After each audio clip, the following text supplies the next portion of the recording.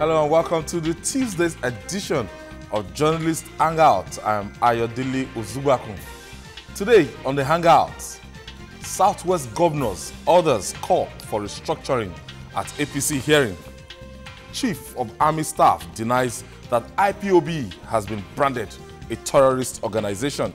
And later on the program, Boko Haram fighters meet Waterloo in Polka, Borno State.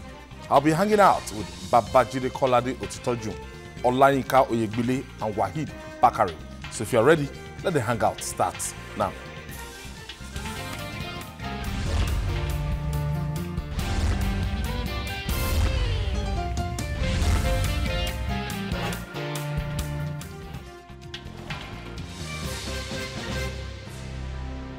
Glad if you join us. The call for restructuring of Nigeria is really reaching a crescendo. This agitation is so popular now that many leaders of thought across the political, regional, and social divides believe it is an indication that something urgently must be done. There has been sustained clamor for secession by the Southeast. The threatening quit notice issued by Igbos, by northern youths, and hate speeches spewing from different parts of the country. It appears the doomsday is near. On Monday, the APC held a hearing in Ibadan, the Oyo State capital, to conduct a public consultation on ways to restructure the country. It streamlined issues to creation of states, that's creation and merger of states, devolution of power, power sharing and rotation, resource control, among others. Some Southwest governors and traditional rulers who attended the town hall meeting agree that the present composition of government must be restructured.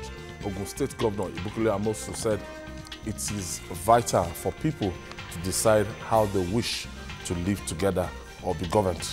The Lagos State Governor Akinwumi Ambode, a return to regional system of government will make every region to develop at its own pace. So, we thought, like I asked the governor of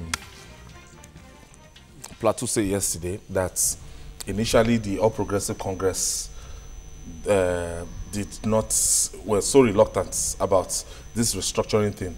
Although they claim that that's part of their campaign manifesto, they've always said Nigeria needs to be restructured.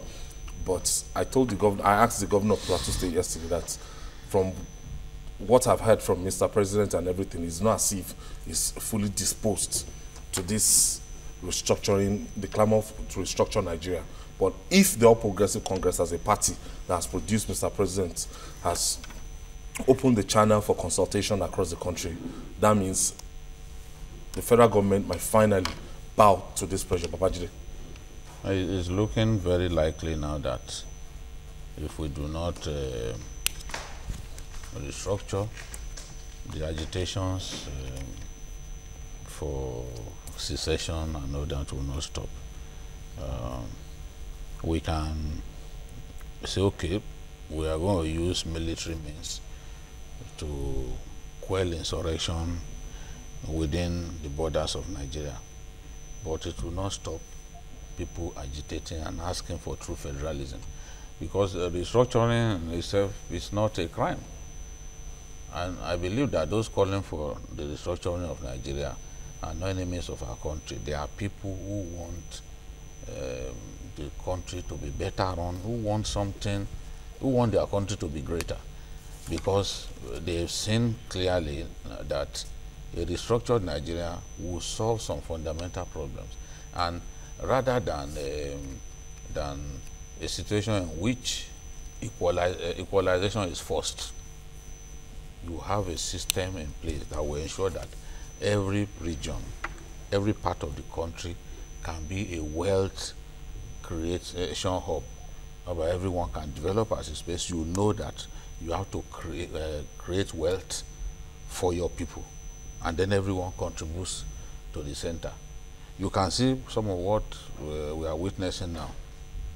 In the north, for example, states are investing and encouraging investment, large-scale investment in agriculture. Look at Olam. What Olam is doing in Nasarawa, and even in Kaduna State, where the largest poultry farm in West Africa was inaugurated recently.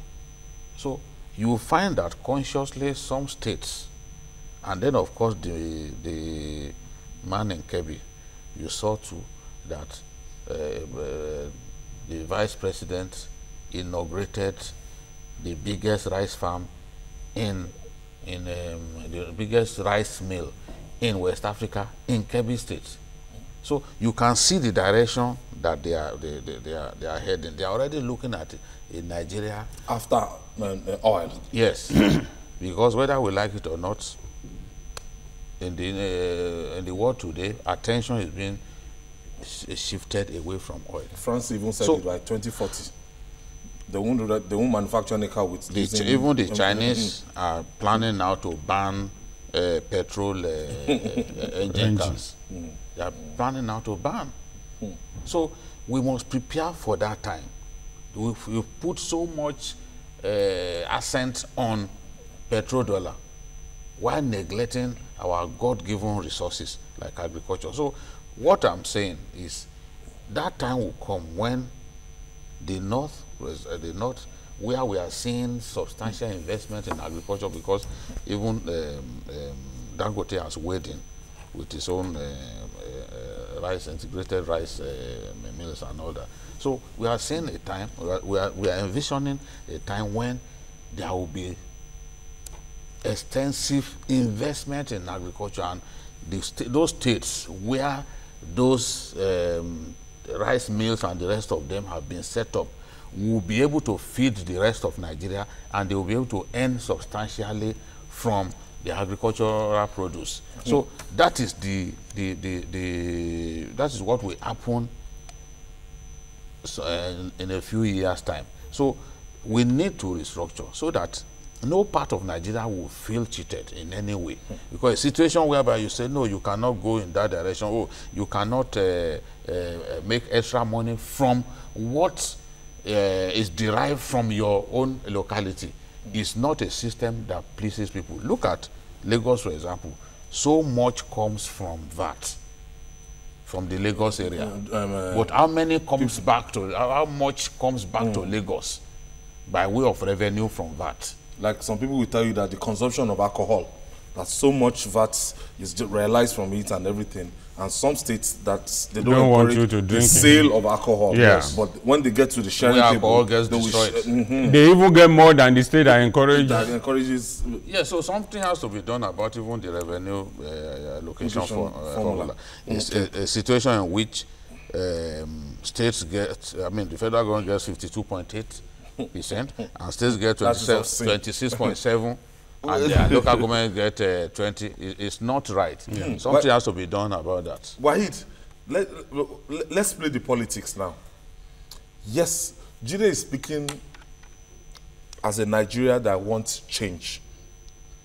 But you know, Nigeria, in any clamor, in any cause, there will always be the politics of it.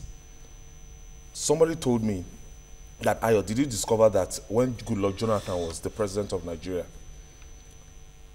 the ACN, the All Progressive Congress and the ACN, they took it upon themselves, and it was Sovereign National Conference by the opposition. The clamor, Wole Soyinka, Asiwaju Bola Tinubu, everybody, Sovereign National Conference. But to the extent that Jonathan was almost frustrated at the point that he had to give in. That's why he hurriedly put in together that national conference and everything. But immediately the APC, they've taken over the front seats, and it is now time for them to start governance. The PDP people, they are using it as a kind of campaign strategy, that restructuring, that the people propelling it much, more of them, they are PDP elements that want to destabilize this administration. I think we have had enough of this politics. You know, we can't be going back and forth, you know, on the same issue. We are saying Sovereign National Conference at the time. Now we are having restructuring. You know, we all know that changing nomenclature. You know, it's like you are trying to say there's a difference between 12 and half a dozen. You know, we all know that it's the conference that will lead to restructuring. You know, we all know that it's up politics. Yes, the conference will sit down. Together. The recommendation of the conference. But as we speak, we don't have any choice other than to go the way of Nigeria, because it is now clear that the majority of Nigeria, you know, prefer restructuring. You know, I was in Ibadan at the weekend, and I passed in front of a Cocoa House, and I was like, it was as if I was seeing it for the first time, and I was wondering, was it not money that was derived from cocoa, as at that time, that was used, you know, in building this magnificent edifice that is still standing up to today? So for how long are we going to continue to be deceiving ourselves? You know, as we speak, we all know that for a long time, the only means of sustenance for this country is the money we generate from oil. Whereas, if you look at all the states in the Federation, there are vast mineral deposits, yet the state cannot tap into it because of one archaic law which says that everything must be controlled by the federal government. Whereas we can make quite a lot of money by, you know, making use of these vast mineral deposits that we have all over the country. And we keep saying we want to diversify the economy. Is this how to diversify the economy? We all know that what we are operating at the moment is a mockery of federalism. So it is high time we restructure the country for the betterment of all Nigerians. Yinka, when Mr. President came back from United Kingdom, Mr. President actually said the National Assembly and the Council of States, and a lot of people are saying that as we are talking now, the Constitution of Nigeria does not recognize National Conference. The Constitution of Nigeria does not, as it doesn't recognize referendum and all this sort of things people are talking about, that it's through the National Assembly and they started the process. They are at the verge of amending the 1999 Constitution, and they promised that the devolution of power that they shut down, that they are going to go back to it. Is that enough for this clamor? Is it enough for what the National Assembly will be able to do? It is what, in ordinary terms, the National Assembly should do. It is its duty. But with the crop of people we have in the present National Assembly, I'm not sure we are going to have that. And you say the issue of national restructuring or power devolution is just a question of grammar.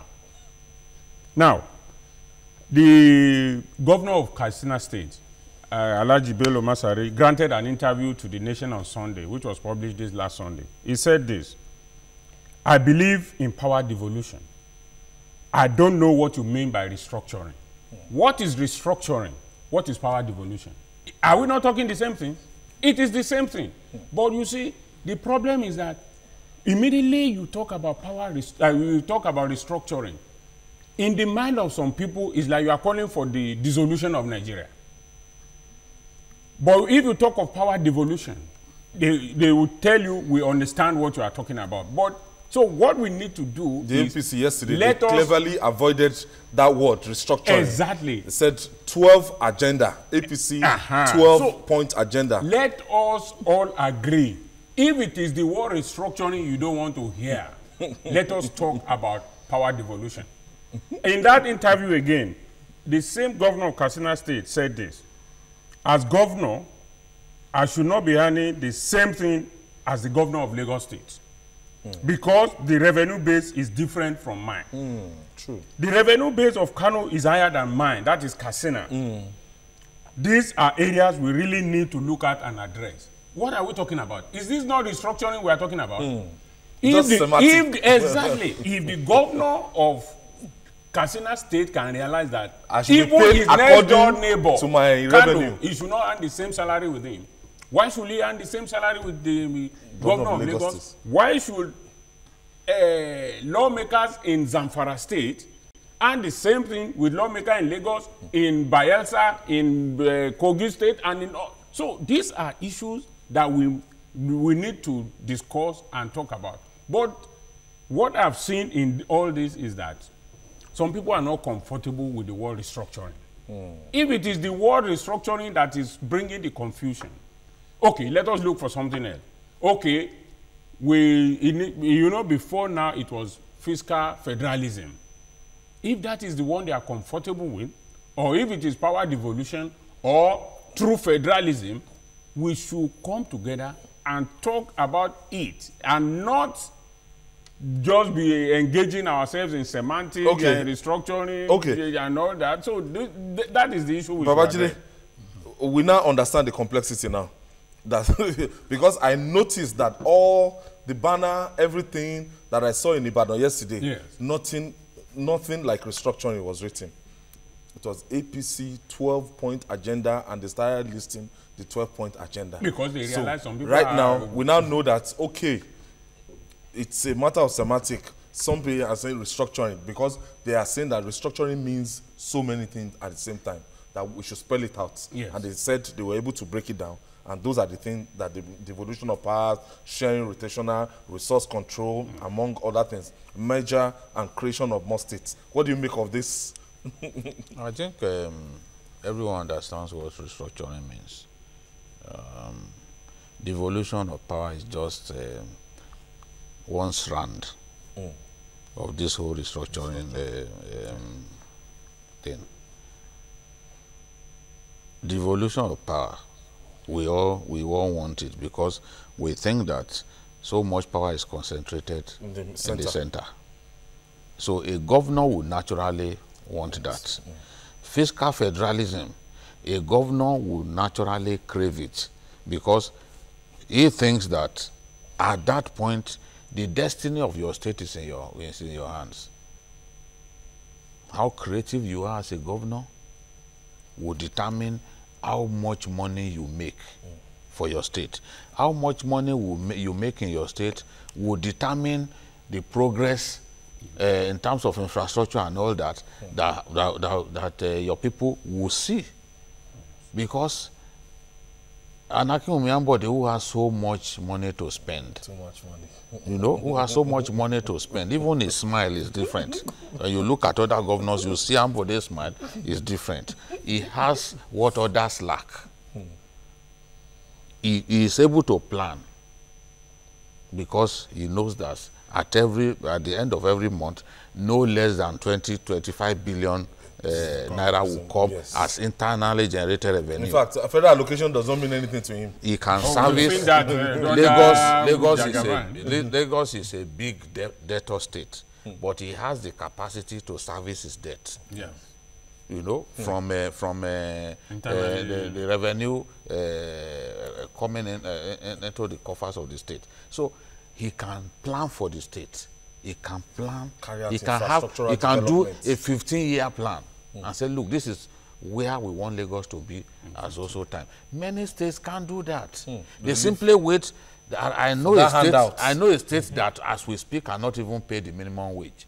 Yeah. And we are already talking about states of regraining. They can't even pay.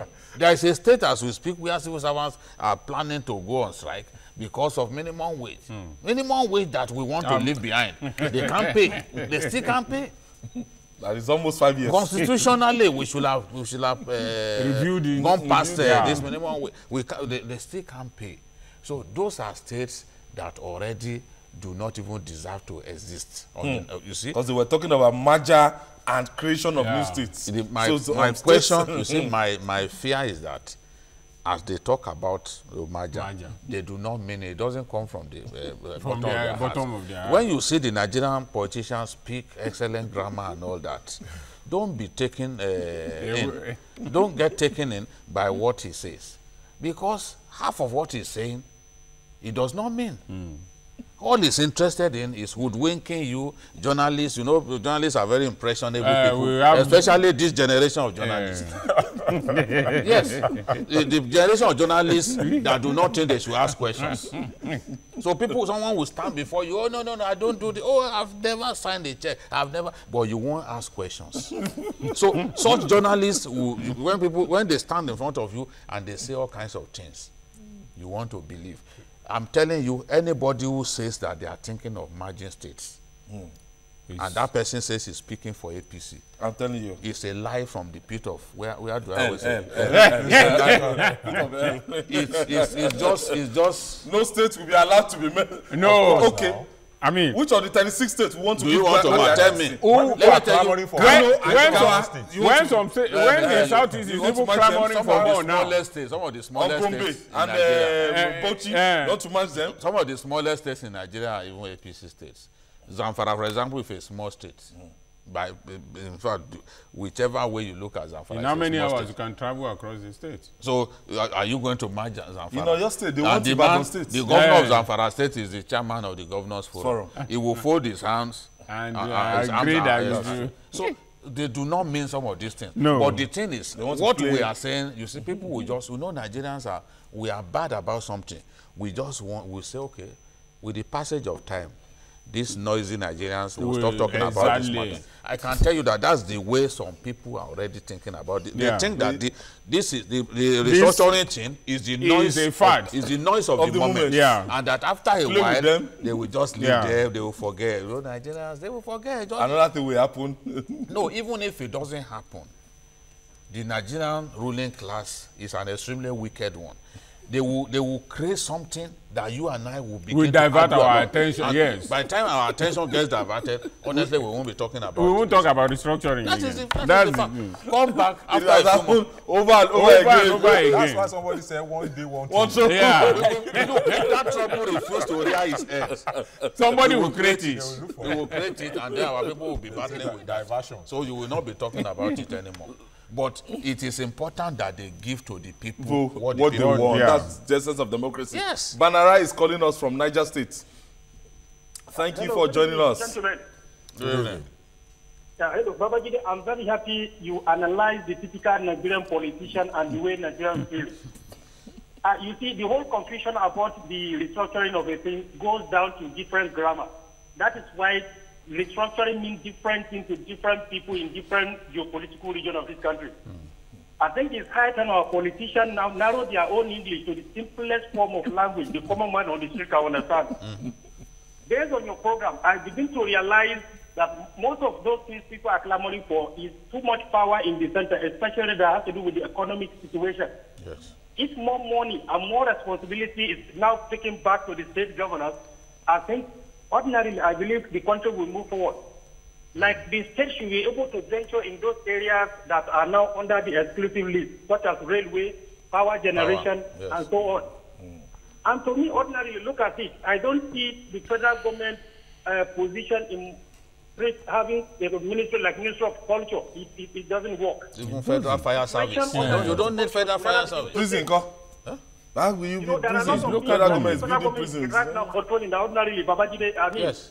ordinary man will feel that the state can better handle that situation. Yes, now the fire service, for example, why do you need a federal all the same, Babajide, I think you own us one big responsibility by explaining the whole scenario to the commonest, to the simplest language the common man like you and I can understand. Thank you very much. Thanks. All right. Thank you, Banara. Wahid, looking at it now, when you look at, as Jide said earlier, what would now be the modality now? Yes, the agitation is on and everybody is now the sing song. What is the next step? I think the next step is for us to start taking action. We have had enough of this. Who and who will start taking action? This How do talk. we take the action? What we need to do first, is to allow because Nigeria is a very complex state, and like the right caller said, restructuring means different things to different people. Maybe we should start from each state of the federation. Let people tell us the exact thing they want.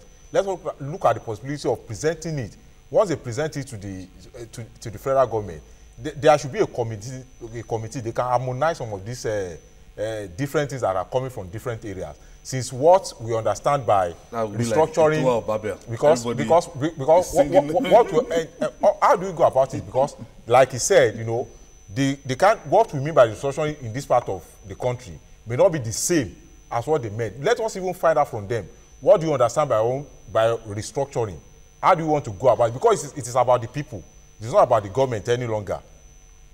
There are some, as I said earlier, there are aspects of restructuring that every part of Nigeria wants. Agree. Yes. Look, you can't tell me, for example, that Kebbi State, given how much it is investing in agriculture, would not want to earn as much as it can from feeding the rest of Nigeria. Yes. Yeah. When they know that So they that have you the have to give them all the capacity. They are not support. building that capacity for nothing. They already think that, look, because what Fayoshe and the rest of them, I see them talking about the need to go back to 1963. They are not doing anything practical. So if you know, because they think at 1963, Regional. System of government. now, if people want to assume that, okay, it's possible for us to even go back to that time, it will put power in the hands of those who are investing in agriculture, for example. Now. Yes. Yes. It will put More. power in their hands. They will earn more. Yes. Yeah. They will earn more. Because they are Benue investing. and the They are rest of investing heavily. Every Yes. day, Food which is the and agriculture most right important now. thing. And You that's, see- that's like the future. So Somebody will I tell can't you, believe that they too do not want restructuring. They want restructuring. Look, if a state like Kano, because I know that Kano too is doing something along the line of independent power generation.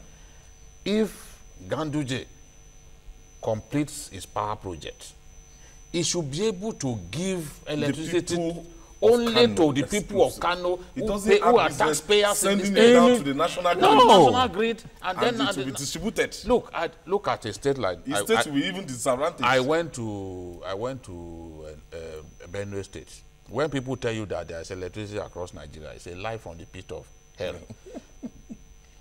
Throughout the days that I was in Makurdi, the people hardly had light. Even we were eating in darkness. I was telling people that on a particular day I didn't even see the food I was eating. Pitch darkness, driving around the state capital. You know, it's that bad. But that state can generate just as much as it needs. That's all. Just as much as it needs. Even a and local then government can distribute. generate if it wants. But in this case now, you can't even generate, if you generate anything above a particular You must put it kilowatt, in then you must go to the national take it to the grid, national where it will now be shared You to now other say people. it's giant of Africa and all that. we have another evil. Our children will now sit down once in a year. They say they are doing jam. They say they are doing national common entrance. Everybody, all states must come together. We must set cutoff mark. And It's you know, arrant what- nonsense. ordinarily, you call take some the responsibility. disadvantaged states. So, you see, as we have said, the issue of restructuring is like a giant, is like an elephant. When an elephant is dead, if it's surrounded by blind men, the one that takes the trunk, we call it another thing. The one that takes the leg, we call it another thing. Let me quickly take, Mustafa is calling us from Kebbi State. Thank you, Musti. Hello. Thank you, Mustafa, for joining us. Hello. Good evening. How are you? Very well. Thank you, Mustafa, joining us from I'm calling Kebbi from State. Kebbi State. All right, Yeah. Kebbi. In Zuru local government. What you know Zuru local government? Yeah, Thank Kabawa. Okay. I only want to thank you for the good job that I've done. And Babajide, thank you so much for the good job you have done. Thank you. Please, I want you to visit my town, hometown, Zuru. Zuru, okay, the town of those soldiers. The soldiers down. Yeah, the soldiers Zuru from General Town. in Kebbi. Yes. Former. Almost everybody. Bameyi, the Sauran Suba. Yeah. Yes, thank you so much for the good job you have done. Allah bless you all. Okay. Thank you. Thank you. So, Wahid, Inka. So what needs to be done is, as we have said earlier on, let us forget about the word restructuring. If that is what we are, some turning people off are some not, people. yes, we have agreed there must be devolution of power. Why should the state be the one to control fire service? It should be local government. Primary school should be local government.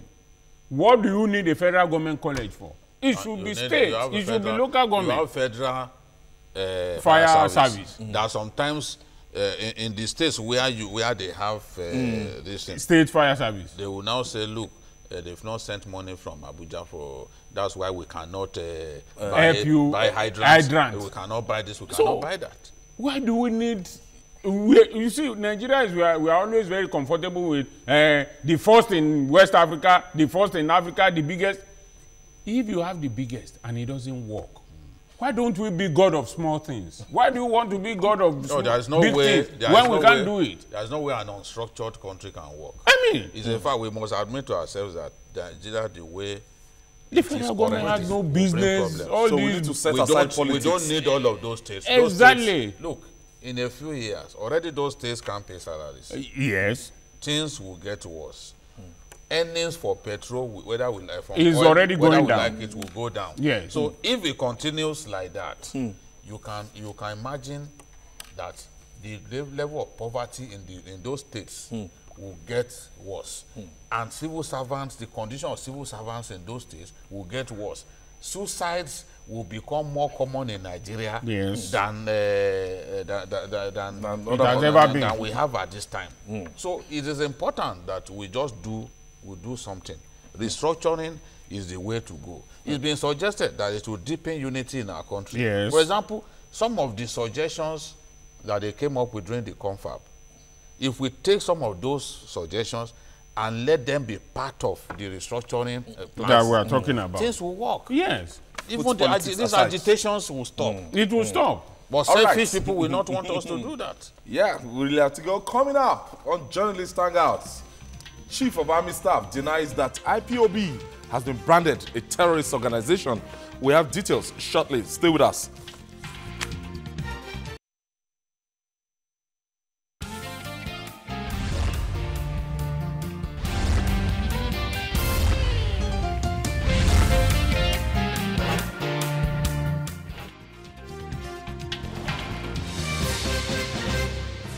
If you're just joining us, this is Journalist Hangout. We're reaching you live from Lagos, Nigeria, and television Continental. The Nigerian Army has become popular for singing discordant tunes.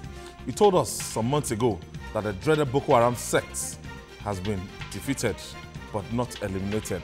Nigerians are still struggling to make sense of this when the army comes up with another conjecture. Since last week, there has been a wave of violence in the southeast states. Some have been reportedly brutally killed and public property vandalized. In Abia State, tension thickened with reported clashes between soldiers and members of the indigenous people of Biafra. A dusk-to-dawn curfew was imposed, but before it was lifted, the Defense Headquarters declared IPOB a terrorist organization, and Operation Python Dance went up in full force. But on Monday, the Chief of Army Staff, Lieutenant General Tuko Buratai, backtracked on the declaration. Buratai explained that it was not a declaration per se, but a pronouncement. He said the military did not act beyond the limits of its power by the action. But the Senate President, Abubakar Bukola Saraki, described the Army's action as unconstitutional, just as lawyers could not agree on the legality of the military's decision. What does Terrorism Act say? Babajide, so many things, as the restructuring thing is also, you know, if we don't enlighten Nigeria, so many things, people will go to and even our public officials, they don't help matters, because the way the Ministry of Defense, I mean the Nigerian military came out last week, the way they granted interview and the fiat in which they brandished IPOB as a terrorist organization, the way it was reported, and I didn't read it. If I read it on pages of newspaper, I'll say, no, let me be circumspect. I saw them saying it. So if Buratai is singing another tune now, what is really going on? But it's not the first time. The army will say something, later on they will realize that it made no sense to say it. They will come back and say something else. Remember, on this table, when Buratai said something that looked like some people were planning a coup, I said, I will only believe if he can provide proof, because I knew it was a lie. Now, on this same table, somebody was arguing with me that day that, look, there's no smoke without fire. I said, oh, so you think that every time there is smoke, there must be fire? But we've seen people take the rest of us on a wild goose chase only to come back and say, no, it didn't happen. So anybody conversant with Nigerian history will know that lying to the people and backtracking a few days after is not really new. Because ultimately, when there was pressure from the political class, and some people were even suggesting that the Chief of Army Staff should be investigated, should be called and made to explain further on the claim that some soldiers were planning with politicians to make a coup, the Chief of Army Staff said, no, there was indeed no plan for a coup, that he just said it to warn his people. So I was vindicated. For me, when I hear some of these things, I don't get unnecessarily excited. Because I always tell myself that it could turn out to be a hoax at the end of the day. So if I get agitated over something, over an issue, and it suddenly becomes a hoax before my eyes, even me, I will look stupid. I will think, when they do start believing things. What the army chief said, well, I was watching one of the TV stations. They invited Enenche, the spokesman of the Defense Ministry, or the Ministry of the Defense Headquarters. And he now explained that, look, by their actions, we felt that they were becoming, that they were approaching that phase that you can actually call them a terrorist group. So it wasn't like, you know, it's like you were already thinking, you are thinking of something. And then you made a statement, you put a statement out there that now suggests that, look, after a careful examination of these guys and all that, you come to the conclusion that they are indeed. But the truth is, IPOB, by some of its actions, behave like a terrorist group. If you say that election must not take place in a state, you've already acted like a terrorist group, because you continue, even the last time they had their sitting, those who did not take part in the sitting, they destroyed their shops, they attacked people. So that's terror, that's inflicting terror on people. Then the same group, a sitting governor of a state, went to church, and they succeeded in chasing him. They called the governor the chief security officer of a state. But if a band of Hutchins encircles a church and decided to chase you out of that church, then you've considered the position of the chief security officer of the state to those people. You know? So because Abacha was in that situation during the June 12 crisis, and they wanted to take him through a route that they saw clearly that the agitators for June 12 had not blocked. He said, why? That I prefer to go through that route. If I'm the commander-in-chief, take me through that route where you have those demonstrators. That day, many people were gunned down. I'm not saying that it was the right thing to do, but I'm just trying to explain that IPOB turned Ebeano to a lily-livered governor. They chased him out of an event. So those actions look terrorist in nature. But the thing is, by our law, the army has no right to come out and say this is and brand a group a terrorist organization. They are used to doing it. When they killed those Shiites in Kaduna, that some of us condemned it. I remember you and I were on this table, and we had a journalist who was even justifying the killings. You know, our profession has moved into different phases. Imagine a journalist justifying the killing of innocent people, including children.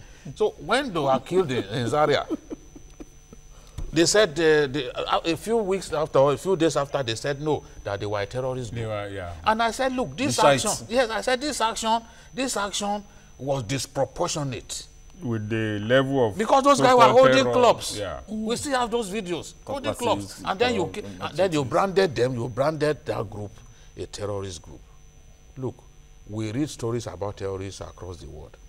We know that before you can be branded a terrorist group, people will have seen you carrying out suicide bombings and other big-time confrontation with the Nigerian states. You know, so you can't just say because those guys were misbehaving then.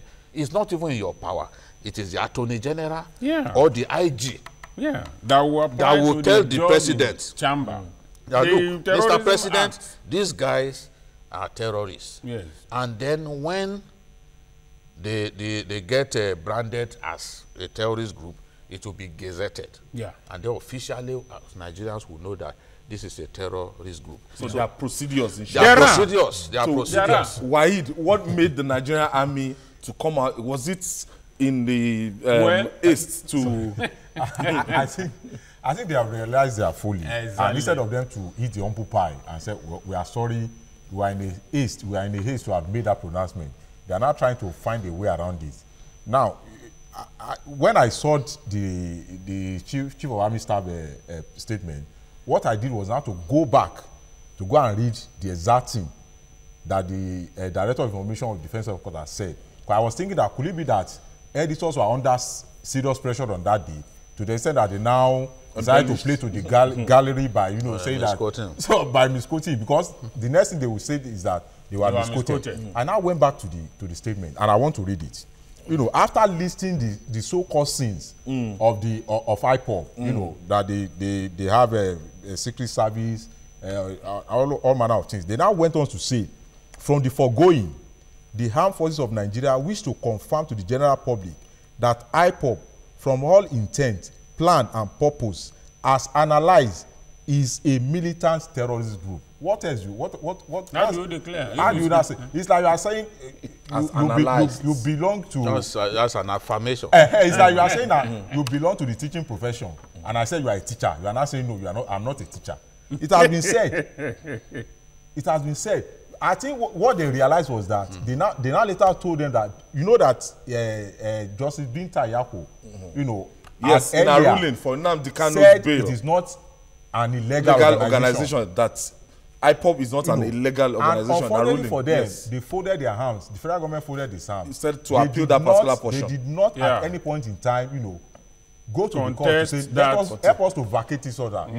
There are 3 steps. Yes. When you lose at the lower court, help us to brand them. You go to the appeal court. If you fail at the appeal court, you move to the Supreme Court. They never did that. So that pronouncement is still subsisting today. So where do you now get the idea of saying they are a terrorist group?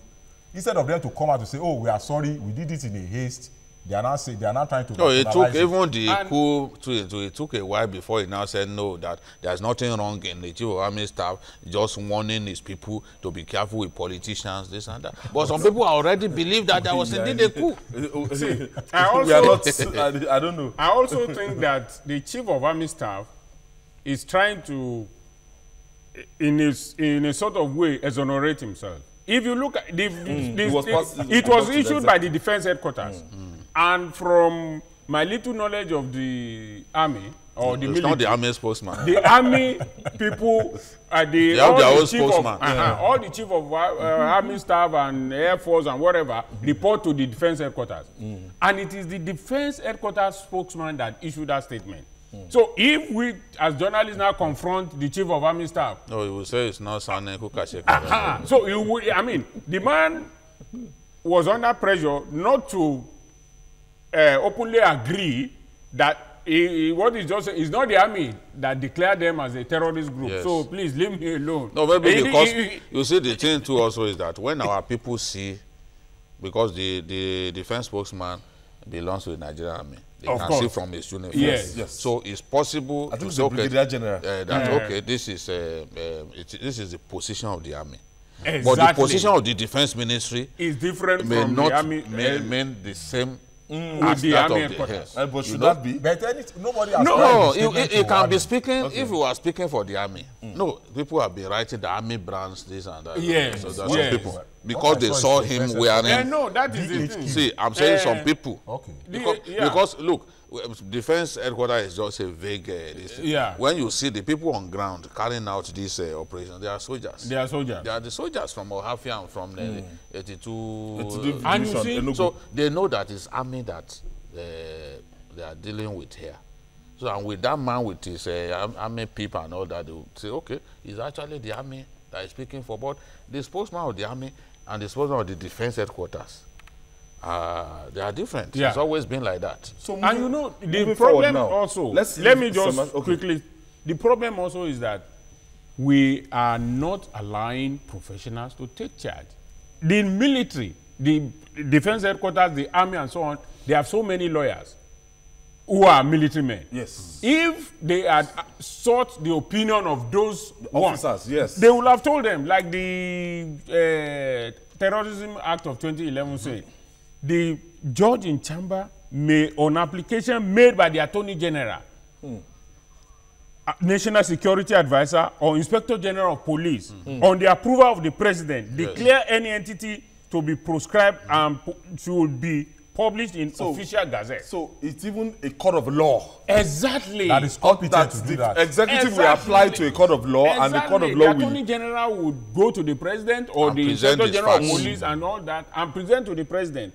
But because they were so much in a hurry that, okay, we have to pronounce it, and now they saw that this... No, the blowback is not good. Exactly. Dele is calling us from Lagos State.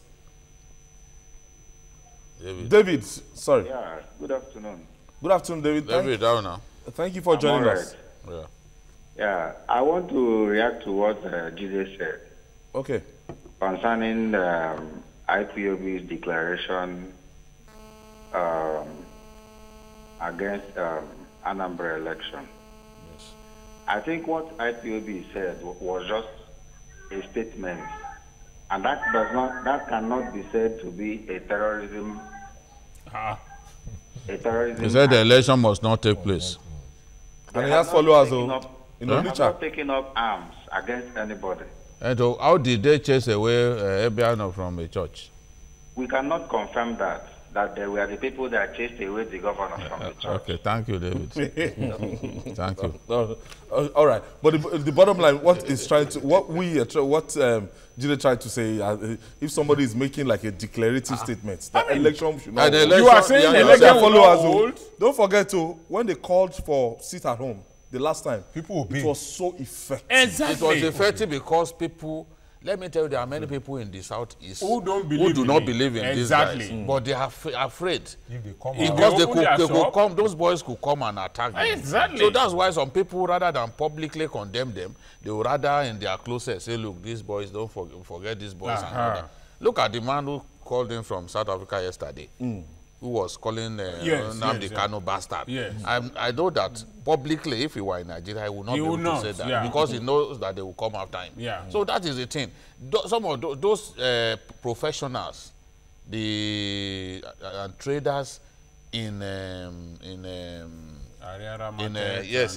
Umuahia and other places, professionals went to work.